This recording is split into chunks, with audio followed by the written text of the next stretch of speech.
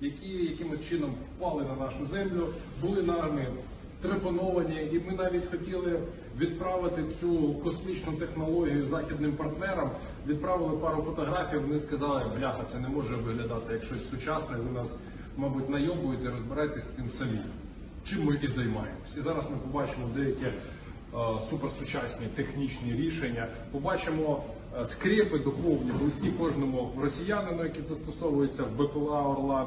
Ну і, можливо, піддивимось деякі технічні рішення, які ми можемо використовувати в цих кружках шкільних по створенню всяких аеропланів. І так, оце блок зйомки камер, яким фактично «Орлан» і фіксує позиції наших військ. Made in Russia типу, але насправді це тупо фотоапарат Canon, який на велкро приліплений сюди в «Орлан». Його можна вийняти і ще використовувати, наприклад, для журналістики військової чи щось таке.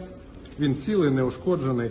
Бачите, клеєм вони заклеїли цю крутилку, аби раптом в польоті фотоапарат не вимкнувся. Таке, мабуть, в них теж буває. Зафіксували зум і так далі і полетіли. Тут ще є модулі тепловізійні. Багато тут ще цікавих моментів, на які я не хочу зараз витрачати час, і перейдемо до самого головного, до тих самих духовних скреп, без яких не може існувати жодна російська сучасна технологія. Без бутилки або пляшки по-нашому.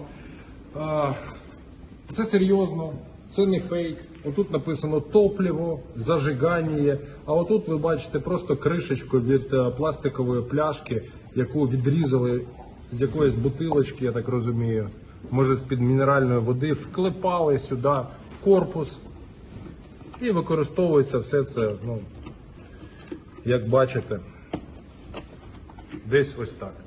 Коротше, без бутилки Росія не Росія.